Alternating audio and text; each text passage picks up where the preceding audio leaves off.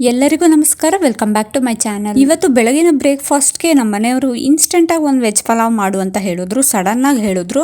ನಾನು ಏನು ಮಾಡೋದು ಅಂತ ಯೋಚನೆ ಮಾಡುವಾಗ ಬಿಸಿನೀರಲ್ಲಿ ಬಟಾಣಿನ ನೆನೆಸ್ಬಿಟ್ಟು ಸಡನ್ನಾಗಿ ಒಂದು ವೆಜ್ ಪಲಾವ್ ಮಾಡ್ತಾ ಇದ್ದೀನಿ. ಅದಕ್ಕೆ ಇವಾಗ ಒಂದು ಕುಕ್ಕರ್ ಇಟ್ಕೊಂಡು ಕುಕ್ಕರ್ಗೆ ಒಂದು 3 ಟೇಬಲ್ ಸ್ಪೂನ್ ಆಗೋಷ್ಟು ಎಣ್ಣೆನ ಹಾಕ್ತಾ ಇದ್ದೀನಿ. ನೀವು ಜೊತೆಗೆ ಬೇಕಾದರೆ ಒಂದು ಚಮಚ ತುಪ್ಪ ಕೂಡ ಸೇರಿಸ್ಕೊಬೋದು. ಅದಾದಮೇಲೆ ಪಲಾವ್ ಎಲೆ, 1 ಇಂಚು ಚಕ್ಕೆ, 1 ಸ್ಟಾರು, 1 ಏಲಕ್ಕಿ, 2 ಲವಂಗ ಮತ್ತು ಒಂದು 10 ಎಲೆ ಆಗೋಷ್ಟು ಕರ್ಬೇವಿನ ಸೊಪ್ಪನ್ನ ಸೇರಿಸಿ ಚೆನ್ನಾಗಿ ಫ್ರೈ ಮಾಡ್ಕೊಳ್ಳೋದು. ಅದಾದಮೇಲೆ ಒಂದು 1/4 kg ಆಗೋಷ್ಟು ತರಕಾರಿನ ತೊಗೊಂಡಿದ್ದೀನಿ. ನಾನಿಲ್ಲಿ ಬೀಟ್ರೋಟು, ಬಟಾಣಿ, ಬೀನ್ಸ್, ಕ್ಯಾರೆಟು, ಹಾಗೆ ದಪ್ಪಮೆಣಸಿನ್ಕಾಯಿ ಮತ್ತು ಸ್ವಲ್ಪ ಕಾಲಿಫ್ಲವರ್ ತೊಗೊಂಡಿದ್ದೀನಿ. ಕಾಲಿಫ್ಲವರ್ ಒಂಥರ ಬೇರೆ ಟೇಸ್ಟ್ ಕೊಡುತ್ತಲ್ಲ, ಅದಕ್ಕೋಸ್ಕರ ಕಾಲಿಫ್ಲವರ್ನು ಸೇರಿಸ್ತಾ ಇದ್ದೀನಿ. ಇವಾಗ ಇದನ್ನು ಹಾಕಿ ಚೆನ್ನಾಗಿ ಮಿಕ್ಸ್ ಮಾಡಿ 1-2 ನಿಮಿಷ ಫ್ರೈ ಮಾಡಬೇಕು.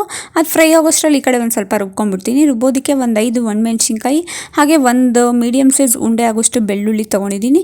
ಅದೇ ಸೈಜಿನ ಗಾತ್ರದಷ್ಟು ಶುಂಠಿ ತೊಗೊಂಡಿದ್ದೀನಿ. ಶುಂಠಿ ಅಂದರೆ ಒಂದು 3 ಇಂಚು ಶುಂಠಿ, ಹಾಗೆ ಒಂದು 3 ಟೊಮೊಟೊನ ಮಧ್ಯಕ್ಕೆ ಕಟ್ ಮಾಡಿಬಿಟ್ಟು ಅದನ್ನು ಕೂಡ ಸೇರಿಸ್ತಾ ಇದ್ದೀನಿ. ಅದ್ರ ಜೊತೆಗೆ ನಾನಿಲ್ಲಿ ಒಂದು 2 ಮೀಡಿಯಮ್ ಸೈಜ್ ಈರುಳ್ಳಿನ ಕಟ್ ಮಾಡಿಬಿಟ್ಟು ಅದನ್ನು ಕೂಡ ಸೇರಿಸ್ತಾ ಇದ್ದೀನಿ. ಒಗ್ಗರಣೆಗೆ ಯಾವುದೇ ರೀತಿ ಟೊಮೊಟೊ ಈರುಳ್ಳಿ ಹಾಕಿಲ್ಲ, ನಾನು ಡೈರೆಕ್ಟಾಗಿ ಪೇಸ್ಟ್ ಮಾಡಿಬಿಟ್ಟು ಅದನ್ನೇ ಸೇರಿಸ್ತಾ ಇದ್ದೀನಿ. ಇನ್ಸ್ಟೆಂಟಾಗಿ ಮಾಡೋದ್ರಿಂದ ಈ ರೀತಿ ಪೇಸ್ಟ್ ಮಾಡಿಬಿಟ್ಟು ಹಾಕಿದ್ರೆ ತುಂಬಾ ಚೆನ್ನಾಗಿ ಟೇಸ್ಟಾಗಿ ಬರುತ್ತೆ. ಅದಕ್ಕೋಸ್ಕರ ಇವಾಗ ಪೇಸ್ಟನ್ನು ಈ ಕಡೆ ಫ್ರೈ ಮಾಡೋಕ್ಕಿದ್ದಿದ್ವಲ್ಲ ತರಕಾರಿ, ಅದಕ್ಕೆ ಸೇರಿಸ್ಬಿಟ್ಟು ನೀಟಾಗಿ ಫ್ರೈ ಮಾಡ್ಕೊಬೇಕು. 1-2 ನಿಮಿಷನಾದರೂ ಫ್ರೈ ಮಾಡಬೇಕು, ಅದು ಸ್ವಲ್ಪ ಹಸಿ ವಾಸನೆ ಹೋಗೋ ತನಕ.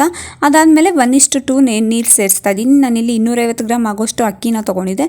ಅದಕ್ಕೋಸ್ಕರ ಒಂದು 500 ಗ್ರಾಮ್ ಆಗೋಷ್ಟು ನೀರನ್ನು ಸೇರಿಸಿ ರುಚಿಗೆ ತಕ್ಕಷ್ಟು ಉಪ್ಪು ಹಾಕಿ ಕೊನೆಯಲ್ಲಿ ಒಂದೇ ಒಂದು ಹಿಡಿ ಆಗೋಷ್ಟು ಪುದೀನ ಸೊಪ್ಪನ್ನ ಹಾಕ್ತಾ ಇದ್ದೀನಿ. ಜಾಸ್ತಿ ಪುದೀನ ಸೊಪ್ಪು ಹಾಕೋದಿಲ್ಲ, ನಾನು ಪುದೀನ ಸೊಪ್ಪು ಕಮ್ಮಿನೇ ಹಾಕಿ ಮಾಡ್ತಾ ಇರೋದು.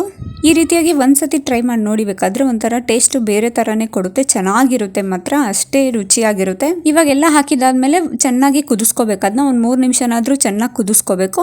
ಕುದ್ದಿದಾದ್ಮೇಲೆ 250 ಗ್ರಾಮ್ ಅಕ್ಕಿನ ನೀಟಾಗಿ ತೊಳೆದ್ಬಿಟ್ಟು ಅದನ್ನು ಕೂಡ ಸೇರಿಸ್ತಾ ಇದ್ದೀನಿ.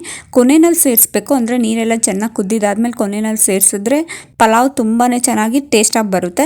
ಅಕ್ಕಿನ ಸೇರಿಸ್ಬಿಟ್ಟು ಕೊನೆಯಲ್ಲಿ ಚೆನ್ನಾಗಿ ಎಲ್ಲದನ್ನು ಮಿಕ್ಸ್ ಮಾಡಿ 1-3 ವಿಷಲ್ ಕೂಗಿಸ್ಬಿಟ್ರೆ ಆಯಿತು. ನೋಡಿ ಎಷ್ಟು ಚೆನ್ನಾಗಿರೋ ಸಖತ್ತು ಟೇಸ್ಟಿಯಾಗಿರೋ ಇನ್ಸ್ಟೆಂಟ್ ವೆಜ್ ಪಲಾವ್ ರೆಡಿ ಆಯಿತು.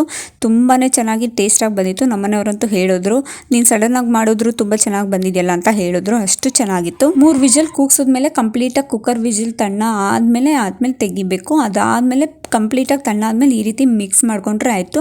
ಸಖತ್ತು ಟೇಸ್ಟಿಯಾಗಿರೋ ಇನ್ಸ್ಟೆಂಟ್ ವೆಜ್ ಪಲಾವ್ ರೆಡಿಯಾಗಿರುತ್ತೆ.